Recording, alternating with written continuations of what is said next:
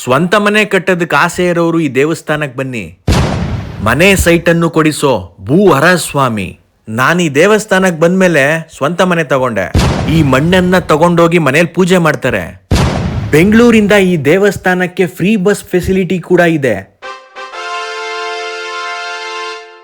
ಅಣ್ತಮಾಸ್ ನಮಸ್ಕಾರ. ಸಾಫ್ಟ್ವೇರ್ ಗೌಡ್ರು ಯೂಟ್ಯೂಬ್ ಚಾನಲ್ಗೆ ಸ್ವಾಗತ ಸುಸ್ವಾಗತ. ನಿಮ್ಗೆಲ್ಲ ಒಂದು ಪವರ್ಫುಲ್ ದೇವಸ್ಥಾನ ತೋರ್ಸೋಣ ಅಂತ ಬಂದಿದ್ದೀನಿ. ಇಲ್ಲಿಗೆ ಬಂದ ಮೇಲೆ ನಾನು ಬೆಂಗಳೂರಲ್ಲಿ ಒಂದು ಸ್ವಂತ ಮನೆ ಮಾಡ್ಕೊಂಡೆ. ಬನ್ನಿ ಈ ಜಾಗದ ಬಗ್ಗೆ ವಿಶೇಷತೆಗಳನ್ನ ತಿಳ್ಕೊತಾ ಹೋಗೋಣ. ನಾವಿವತ್ ಬಂದಿರೋದು ಭೂವರ ಸ್ವಾಮಿ ದೇವಸ್ಥಾನಕ್ಕೆ. ಈ ದೇವಸ್ಥಾನಕ್ಕೆ ಸುಮಾರು 2500 ವರ್ಷಗಳ ಇತಿಹಾಸ ಇದೆ. ಪುರಾಣದ ಪ್ರಕಾರ ಮಹಾವಿಷ್ಣುವಿನ 3ನೇ ಅವತಾರವಾದ ವರಹ ಸ್ವಾಮಿಯು ಹಿರಣ್ಯಾಕ್ಷನಿಂದ ಭೂದೇವಿಯನ್ನು ರಕ್ಷಿಸಿ ಅಭಯವನ್ನು ನೀಡಿ ನೆಲೆ ನಿಂತ ಪುಣ್ಯಕ್ಷೇತ್ರ ಇದು.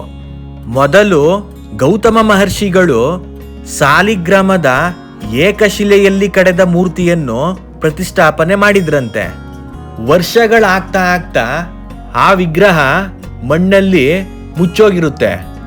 13ನೇ ಶತಮಾನದ ಹೊಯ್ಸಳ ರಾಜ ವೀರಬಲ್ಲಾಳರಾಯ ಬೇಟೆಗೆ ಅಂತ ಕಾಡಿಗೆ ಬಂದಿರ್ತಾನೆ. ಬೇಟೆ ಆಡ್ತಾ ಆಡ್ತಾ ಕಾಡಲ್ಲಿ ತಪ್ಪಿಸ್ಕೊಂಡ್ಬಿಡ್ತಾನೆ. ಆ ಸಮಯದಲ್ಲಿ ರಾಜನ್ಗೆ ಒಂದು ವಿಸ್ಮಯ ದೃಶ್ಯ ಕಾಣಿಸುತ್ತೆ. ಒಂದು ನಾಯಿ ಮೊಲನ ಬೇಟೆ ಆಡ್ಲಿಕ್ಕೆ ಅಟ್ಟಿಸ್ಕೊಂಡು ಹೋಗ್ತಾ ಇರುತ್ತೆ. ಮೊಲ ಓಡಿ ಓಡಿ ಸುಸ್ತಾಗಿ ಒಂದು ಜಾಗದಲ್ಲಿ ನಿಂತ್ಬಿಡುತ್ತೆ. ಅದಾದ್ಮೇಲೆ ಮೊಲನೇ ನಾಯಿನ ಅಟ್ಟಿಸ್ಕೊಂಡು ಹೋಗೋದಕ್ಕೆ ಸ್ಟಾರ್ಟ್ ಮಾಡುತ್ತೆ. ಈ ದೃಶ್ಯನ ನೋಡಿದ ಮಹಾರಾಜ ಈ ಜಾಗದಲ್ಲಿ ಏನೋ ವಿಶೇಷ ಇದೆ ಅಂತ ಹುಡ್ಕೋದಕ್ಕೆ ಸ್ಟಾರ್ಟ್ ಮಾಡ್ತಾನೆ. ಹಾಗೆ ಹುಡುಕ್ತಾ ಇರುವಾಗ ಸಿಕ್ಕಿದ್ದೆ ಭೂವರ ಸ್ವಾಮಿಯ ವಿಗ್ರಹ. ರಾಜ ಅದನ್ನ ಪುನರ್ ಪ್ರತಿಷ್ಠಾಪನೆ ಮಾಡಿ ದೇವಸ್ಥಾನನ ಕಟ್ಟಿಸ್ತಾನೆ. ಇದು ಈ ಜಾಗದ ಬಗ್ಗೆ ಇರೋಂತ ಇತಿಹಾಸ. ನಿಮ್ಗೆ ಯಾರಿಗಾದ್ರೂ ಮನೆ ತಗೋಬೇಕು, ಸೈಟ್ ತಗೋಬೇಕು ಅಂತ ಆಸೆ ಇದ್ರೆ ಈ ಭೂವರ ಸ್ವಾಮಿ ದೇವಸ್ಥಾನಕ್ಕೆ ತಪ್ಪದೆ ಬನ್ನಿ.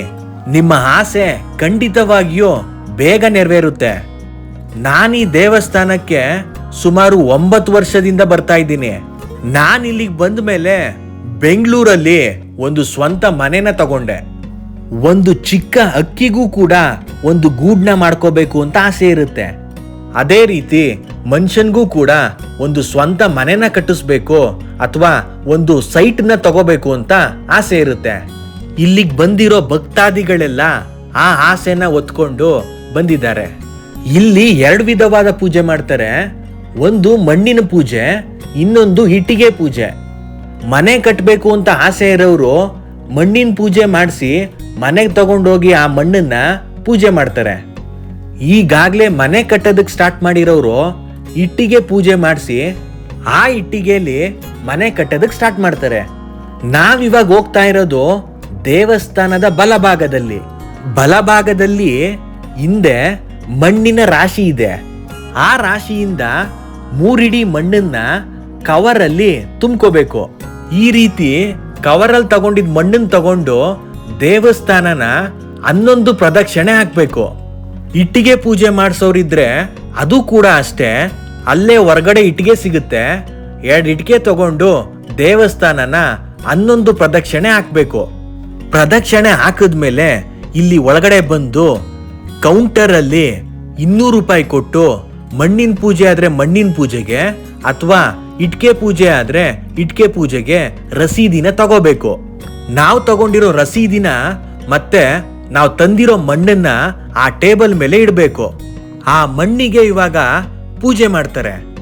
ಮೊದ್ಲು ಮಣ್ಣಿಗೆಲ್ಲ ತೀರ್ಥ ಹಾಕ್ತಾರೆ.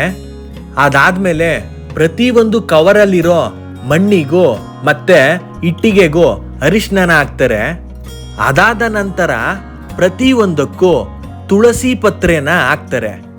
ಮಂತ್ರಗಳನ್ನೆಲ್ಲ ಹೇಳಿ ಆಮೇಲೆ ಯಾವ ರೀತಿ ಪೂಜೆ ಮಾಡಬೇಕು ಅಂತ ಹೇಳ್ಕೊಡ್ತಾರೆ. ಇವಾಗ ನಡೆದಿದ್ದು ಮೃತ್ತಿಕಾ ಪೂಜೆ. ಈ ಮೃತ್ತಿಕೆಯನ್ನ ಅಂದ್ರೆ ಮಣ್ಣನ್ನ ಮನೆಗೆ ತಗೊಂಡೋಗಿ ಒಂದು ಬಿಳಿ ಬಟ್ಟೆಗೆ ಅರಿಶಿಣ ಸವರಿ ಆ ಬಟ್ಟೆಗೆ ಮಣ್ಣನ್ನ ಹಾಕಿ ಕಟ್ಟಿಟ್ಟು ದೇವರ ಮನೆಯಲ್ಲಿಟ್ಟು ಪೂಜೆ ಮಾಡಬೇಕು.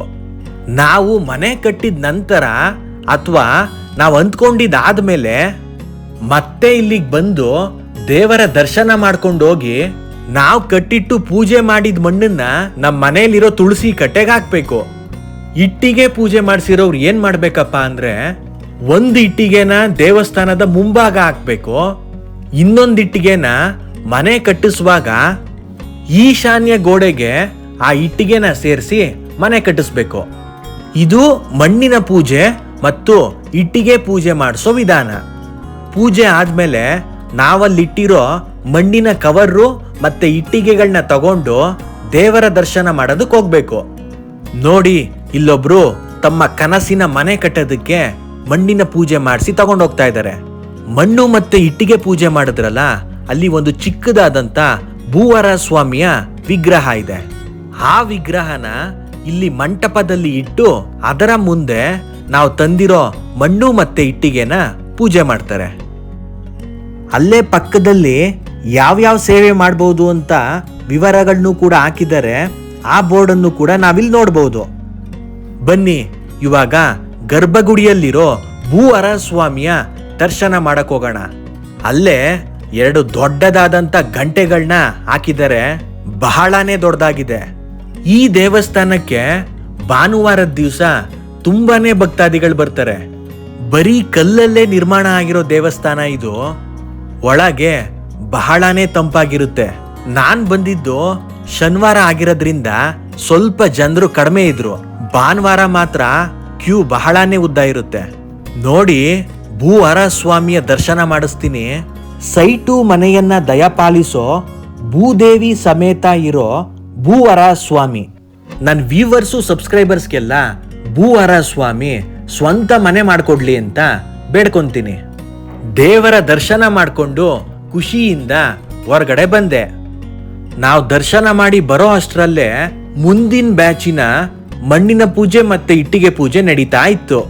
ಭೂವರ ಸ್ವಾಮಿ ದೇವಸ್ಥಾನದ ಎದುರುಗೆ ಒಂದು ಚಿಕ್ಕದಾದಂತ ರಾಮ, ಲಕ್ಷ್ಮಣ, ಸೀತೆ ಮತ್ತು ಹನುಮಂತ ಇರೋ ಅಂತ ಗುಡಿ ಕೂಡ ಇದೆ. ಬನ್ನಿ ರಾಮ, ಲಕ್ಷ್ಮಣ, ಸೀತೆ ಮತ್ತು ಹನುಮಂತನ ದರ್ಶನ ಪಡೆಯೋಣ.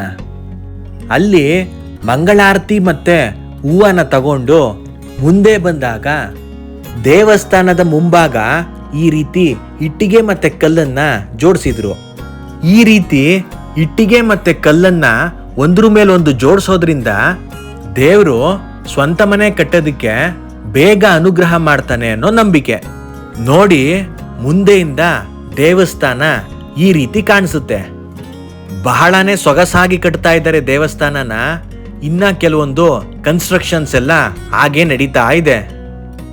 ನೋಡಿ, ಎಷ್ಟು ಭಕ್ತಾದಿಗಳು ಮಣ್ಣು ಮತ್ತೆ ಇಟ್ಟಿಗೆನ ಇಟ್ಕೊಂಡು 11 ಪ್ರದಕ್ಷಿಣೆ ಆಗ್ತಾ ಇದ್ದಾರೆ ಅಂತ. ಮನೆ ಕಟ್ಟೋದಕ್ಕೆ ಆಸೆ ಇರುವಂತ ಭಕ್ತಾದಿಗಳು ಹೊರ ರಾಜ್ಯದಿಂದನೂ ಬರ್ತಾರಂತೆ. ಬೇಡಿದ್ದನ್ನ ನೆರವೇರಿಸೋ ಭೂವರ ಸ್ವಾಮಿ. ಇಲ್ಲಿ ಬರೋ ಭಕ್ತಾದಿಗಳಿಗೆ ಪ್ರತಿದಿನ ಅನ್ನದಾಸೋಹ ಮಾಡ್ತಾರೆ. ಬನ್ನಿ ನಾವು ಕೂಡ ಹೋಗಿ ಪ್ರಸಾದ ಸ್ವೀಕರಿಸೋಣ. ಹೇಳದ್ ಮರ್ತಿದ್ದೆ, ಯಾವುದೇ ದೇವಸ್ಥಾನಕ್ಕೆ ಹೋದ್ರು ಅಲ್ಲಿಂದ ಬರುವಾಗ ಕಳಸನ ನೋಡ್ಬಿಟ್ಟು ಬರ್ಬೇಕಂತೆ. ದೇವರ ಅನುಗ್ರಹ ಬೇಗ ಆಗುತ್ತಂತೆ. ಇದೇ ನೋಡಿ ಅನ್ನದಾಸೋಹ ಮಂದಿರ. ಇಲ್ಲಿ ತಟ್ಟೆಗಳನ್ನ ಈ ರೀತಿ ಜೋಡಿಸಿರ್ತಾರೆ. ಆ ತಟ್ಟೆಗಳನ್ನ ತಗೊಂಡು ಒಳಗಡೆ ಹೋದ್ರೆ ಪ್ರಸಾದನ ಹಾಕೊಡ್ತಾರೆ. ನೋಡಿ, ಇದೇ ಭೂವರ ಸ್ವಾಮಿಯ ಅನ್ನಪ್ರಸಾದ. ಅಲ್ಲಿ ಊಟ ಮುಗಿಸಿ ತಟ್ಟೆನ ತೊಳೆದಿಟ್ಟು ಅಲ್ಲಿಂದ ನಾನ್ ಬಂದಿದ್ದೆ ಪಕ್ಕದಲ್ಲೇ ಇರೋ ಅಂತ ಕಾವೇರಿ ಬ್ಯಾಕ್ ವಾಟರ್ಗೆ. ಮಳೆ ಬಂದಾಗ ಈ ಮೆಟ್ಟಿಲುವರೆಗೂ ನೀರು ತುಂಬಿರುತ್ತೆ. ಇವಾಗ ಮಳೆ ಇಲ್ಲದ ಕಾರಣ ಇಲ್ಲೆಲ್ಲ ನಡ್ಕೊಂಡು ಹೋಗ್ಬೋದು. ನೋಡಿ, ಇಲ್ಲಿಂದ ದೇವಸ್ಥಾನದ ಗೋಪುರ ಕೂಡ ಕಾಣಿಸ್ತಾ ಇದೆ. ಇದೇ ನಮ್ಮ ಕಾವೇರಿ ನೀರು. ಇದೇ ಕಾವೇರಿ ನೀರನ್ನ ನಾವು ಬೆಂಗಳೂರಲ್ಲಿ ಕುಡಿಯೋದಕ್ಕೆ ಬಳಸ್ತಾ ಇರೋದು. ನೀರಿನ ಮಧ್ಯ ಅಲ್ಲೊಂದು ಚಿಕ್ಕದಾದ ದ್ವೀಪ ತರ ಕೂಡ ಕಾಣಿಸುತ್ತೆ. ಬೆಂಗಳೂರು ಸ್ಯಾಟಲೈಟ್ ಬಸ್ ಸ್ಟಾಪ್ ಇಂದ ಭೂವರ ಸ್ವಾಮಿ ದೇವಸ್ಥಾನಕ್ಕೆ ಡೈರೆಕ್ಟ್ ಬಸ್ ಕೂಡ ಇದೆ. ಸ್ಯಾಟಲೈಟ್ ಬಸ್ ಸ್ಟಾಪ್ ಇಂದ ಬೆಳಗ್ಗೆ 7:30 ಹೊರಡುತ್ತೆ. ಲೇಡೀಸ್ಗೆ ಈ ಬಸ್ಸಲ್ಲಿ ಫ್ರೀ ಟಿಕೆಟ್. ಭೂವರ ಸ್ವಾಮಿ ದೇವಸ್ಥಾನ ಇರೋದು ಮಂಡ್ಯ ಡಿಸ್ಟಿಕ್ KR ಪೇಟೆ ತಾಲೂಕಿನ ಕಲ್ಲಹಳ್ಳಿಯಲ್ಲಿ. KR ಪೇಟೆಯಿಂದ ಸುಮಾರು 19 ಕಿಲೋಮೀಟರ್ ಆಗುತ್ತೆ. KR ಪೇಟೆಯಿಂದ ಆಟೋ ಮತ್ತೆ ಬಸ್ಗಳು ಕೂಡ ಸಿಗುತ್ತೆ. ಇನ್ನ ದೇವಸ್ಥಾನದ ಟೈಮಿಂಗ್ ಏನಪ್ಪಾ ಅಂದ್ರೆ ಬೆಳಗ್ಗೆ 9:30 ಮಧ್ಯಾಹ್ನ 1:30 ಓಪನ್ ಇರುತ್ತೆ. ಮತ್ತೆ ಮಧ್ಯಾಹ್ನ 3:30 ಸಂಜೆ 7 ಗಂಟೆವರೆಗೂ ಓಪನ್ ಇರುತ್ತೆ. ನಮ್ಮ ಸಾಫ್ಟ್ವೇರ್ ಗೌಡ್ರು ಯೂಟ್ಯೂಬ್ ಚಾನಲ್ನ ಸಬ್ಸ್ಕ್ರೈಬ್ ಮಾಡೋದ್ ಮರಿಬೇಡಿ. ಹಾಗೆ ವಿಡಿಯೋ ಇಷ್ಟ ಆಗಿದ್ರೆ ಲೈಕ್ ಮಾಡಿ, ಶೇರ್ ಮಾಡಿ, ಕಮೆಂಟ್ ಮಾಡಿ. ಜೈ ಕರ್ನಾಟಕ, ರಾಯರಿದ್ದಾರೆ.